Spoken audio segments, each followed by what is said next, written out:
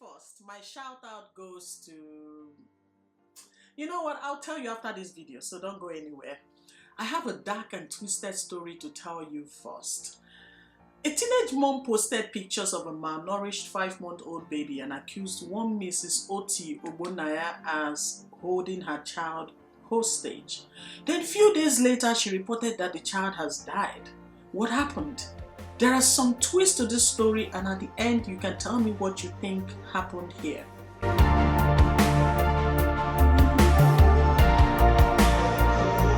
On December 18, 2021, Punch newspaper posted a live video interview with Mr. and Mrs. Oti, the couple that were accused of holding a newborn and then starving him to death. Before we get into the story, I do need to clear some confusion here.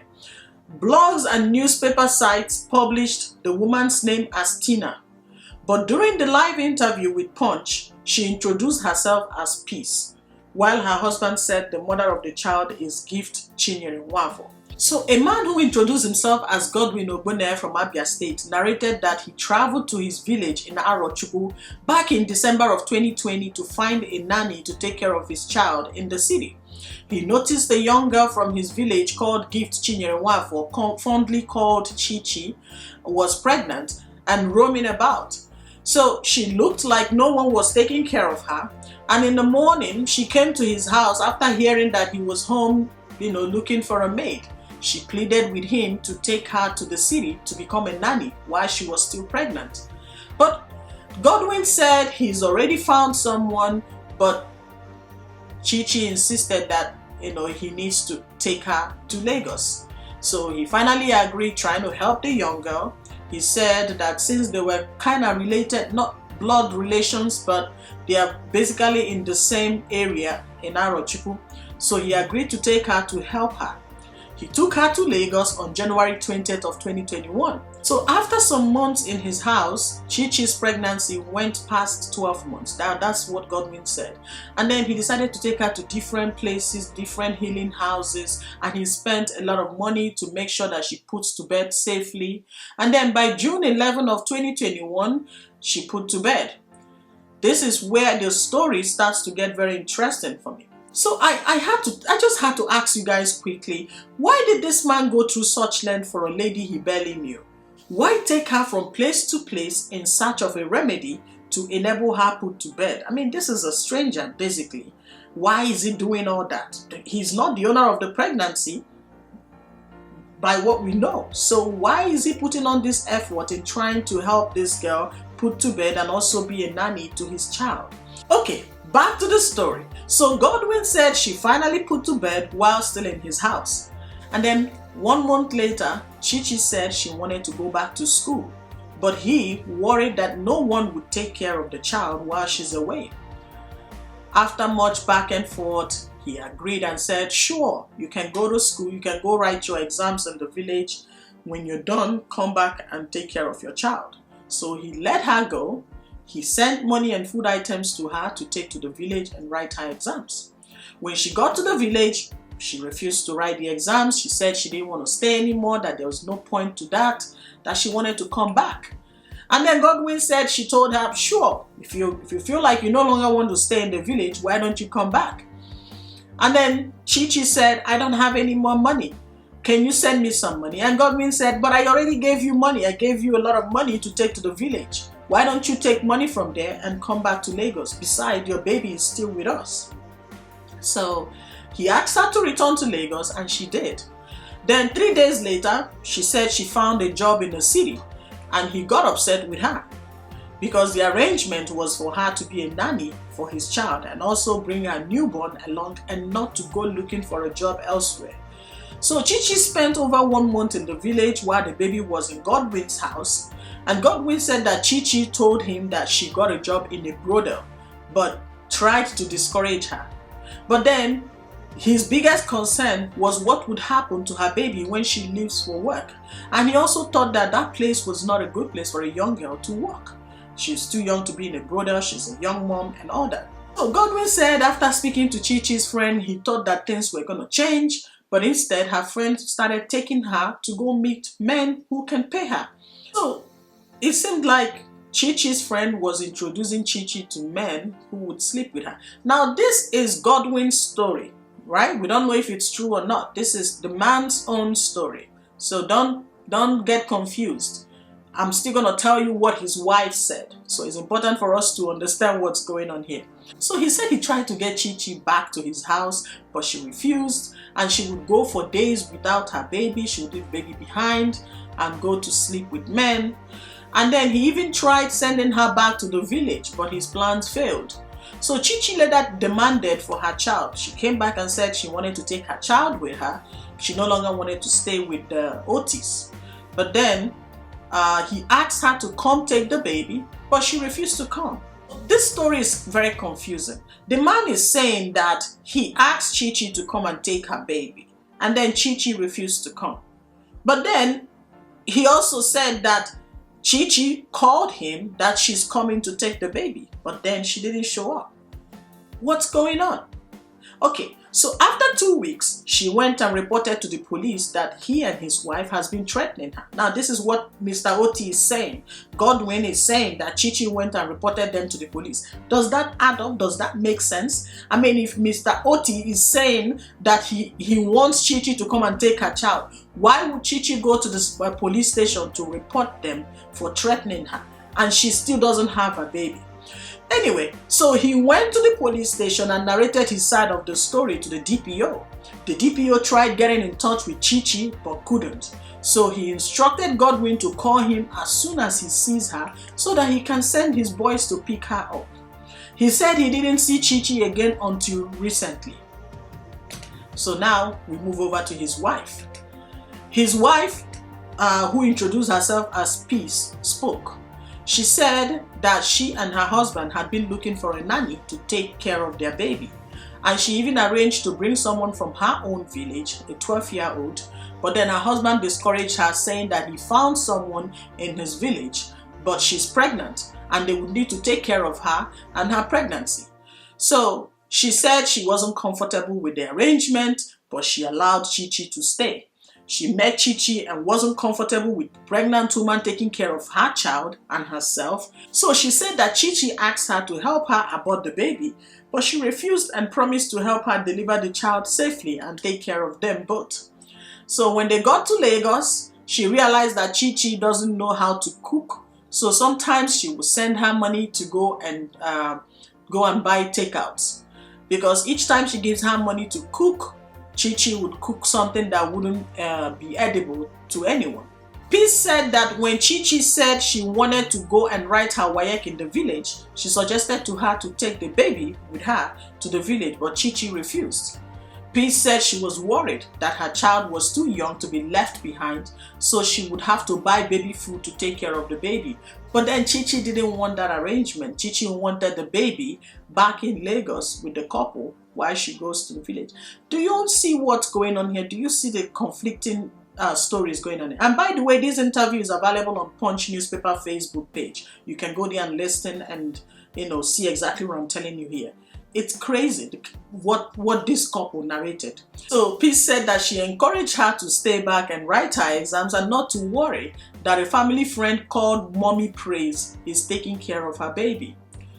Peace said that the reason why Chi-Chi left the house after she returned from writing her exams in the village was that she called her neighbors to see. Peace said she made this loud fuss. One day she came home and noticed that the baby was always crying. The baby looked weak. The baby doesn't look well taken care of. So she was screaming in the neighborhood, and then her neighbors gathered and she was telling them, come and see. Look at this baby. Look at what Chi-Chi is doing. I want you all to bear me witness that Chi-Chi is not taking care of this baby. And some people were like, yeah, we've seen something similar. When you go out for work, we see the baby, we hear the baby cry for such a long time, and we would ask her, why are you not taking care of this baby? And Chi-Chi would say that she doesn't want to touch the baby, that she's too tired to take care of the baby. And sometimes they would help her and sometimes they would ignore. This is what Peace is saying, that her neighbors could agree with her that Chi-Chi has not been taking care of her baby. Okay? So Peace said that she got frustrated with the whole thing and asked her to leave with the baby if she can't take care of the child while in her house. And when she looked away, Chi-Chi packed her things and left the baby behind. So this is a different story from what her husband narrated, right? Her husband said Chi left, left and reported to the police, left to go meet a man.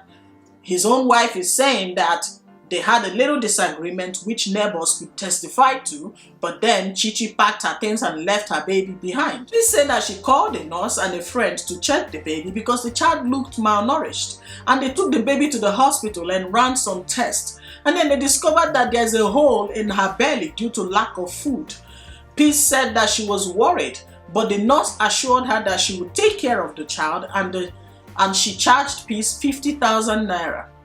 She negotiated down to 40,000 the following day, and then Chi finally called to say she was coming to take her child. But Peace said she should hurry up already, but she still didn't show up. At this point, you have to agree with me that there's just so much back and forth, there's inconsistencies in the story. Who actually wanted to take the child? Peace is saying that she called Chi to come and take the child, and then Chi is saying that she wanted to take the child and Peace does not want her to. It's look at what they're doing with the baby. Like, this child wasn't even up to 3 months. Look at what they were doing with the baby, right? So she kept taking the baby back and forth to the hospital. This is Peace now. Peace says she left her work and everything and was taking care of the child, taking the child to the hospital, trying to treat the injury. So and then Chi instructed her to take the baby to the family friend who took care of the baby.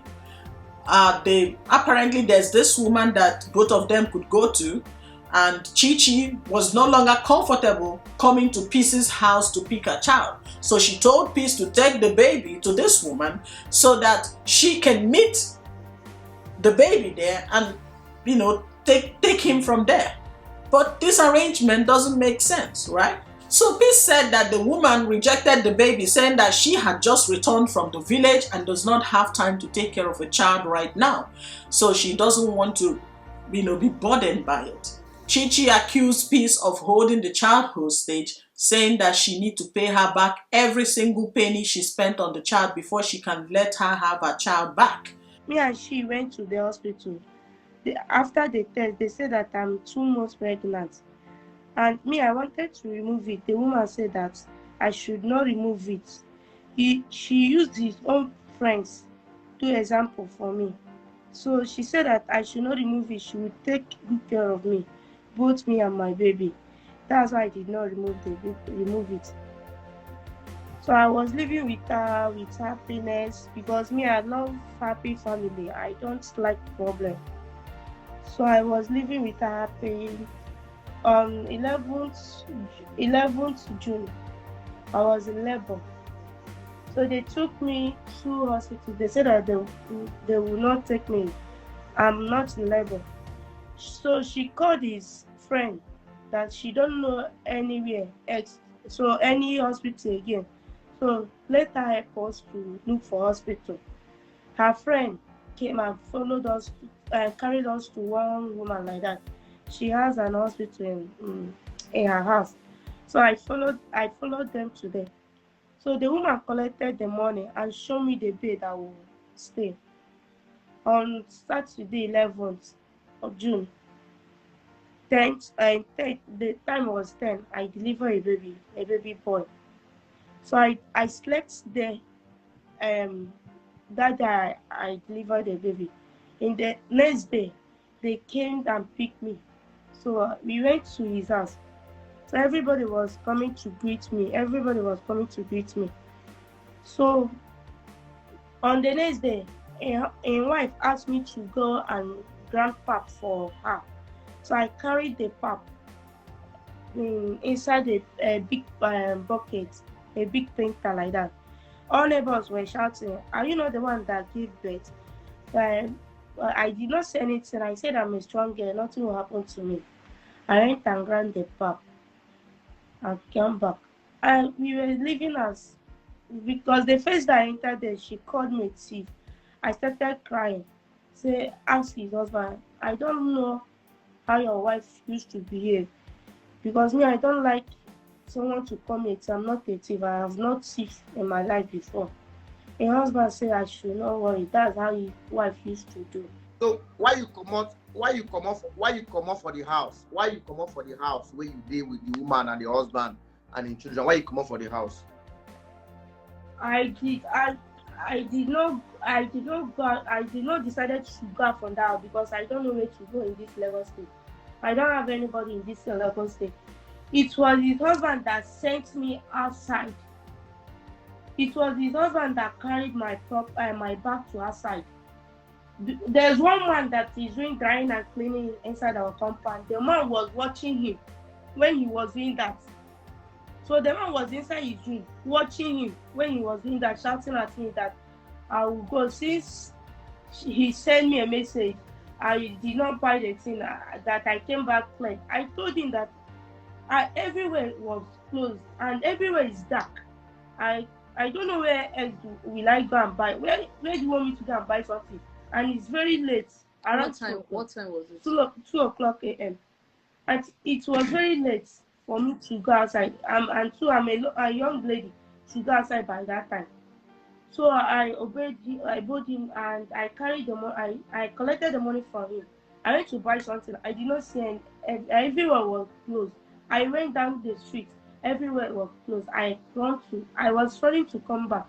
Then I saw his husband in front of our door. He was sitting down, and I told him, brother, I did not see bread and tea, and everywhere is closed. He did not talk to me.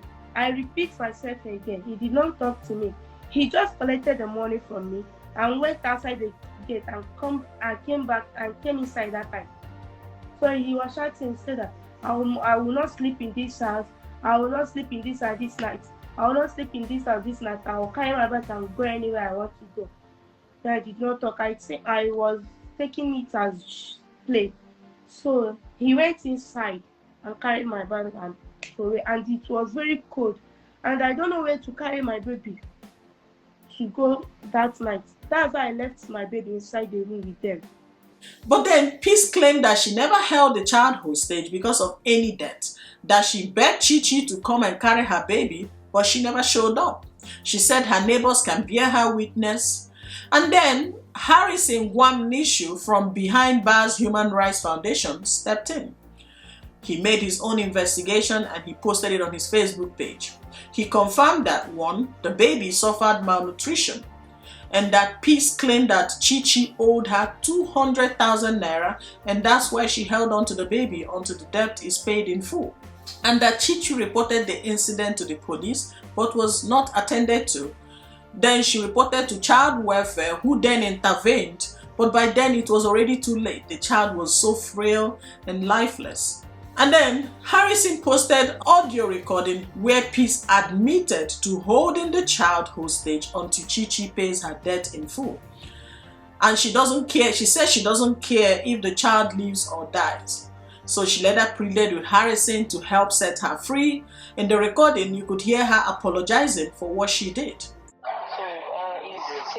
I helped her, I understand, but the way she was treating the baby gently and nice, because the baby was not with me for 1 month and 3 weeks.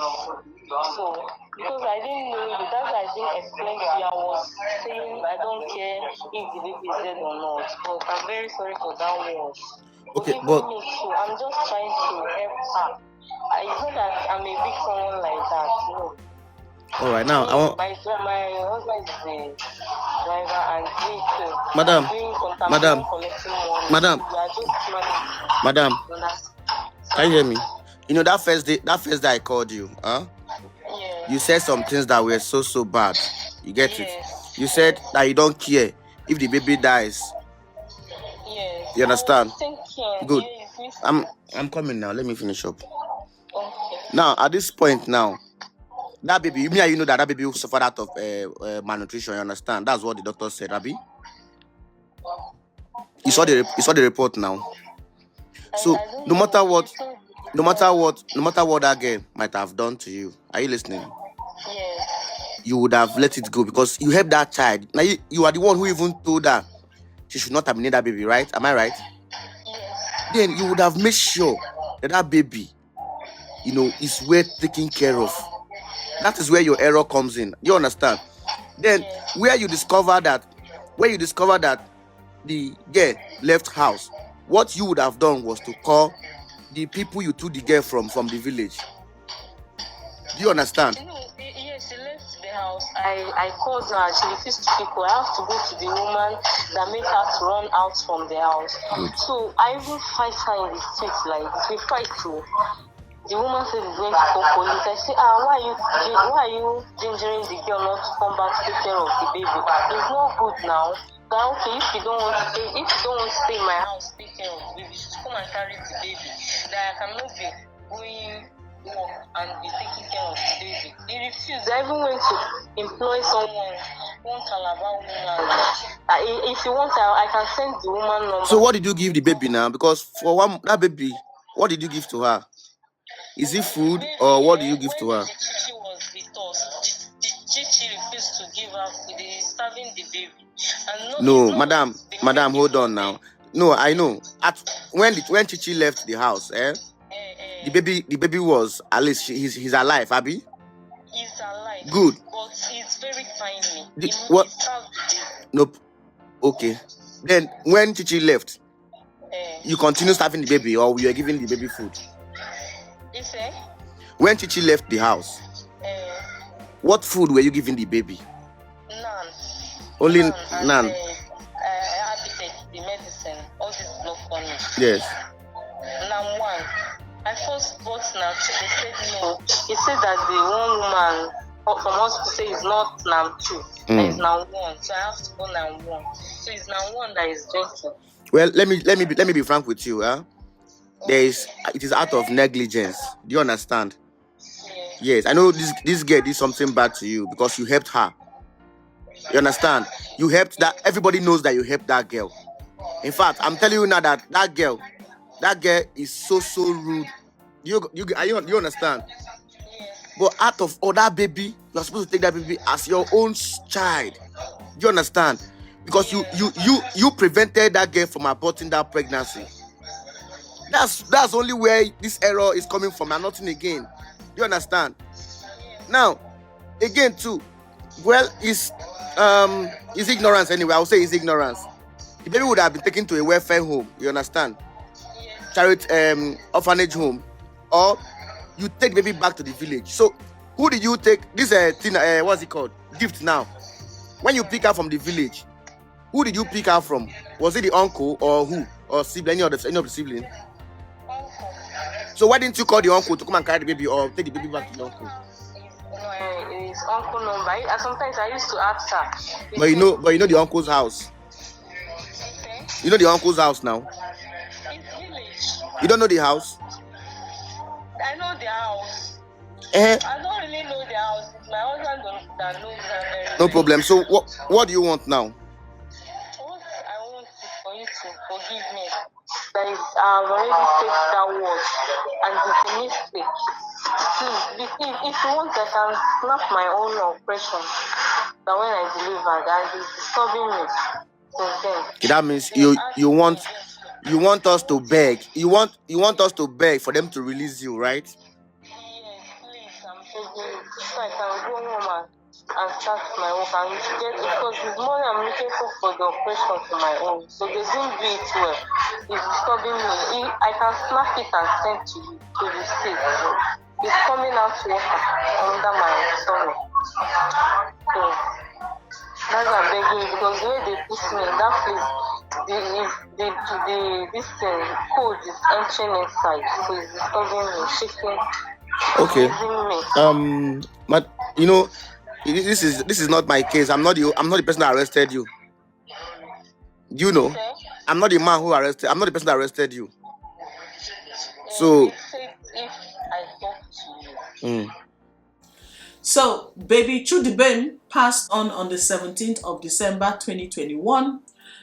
The couple are still in jail awaiting trial. That's all for this story. So as always, I like to give a shout out to one of my subscribers, and today's shout out goes to Bamidele Owuola. Thank you, girl. You're the best, and Merry Christmas to you and your family.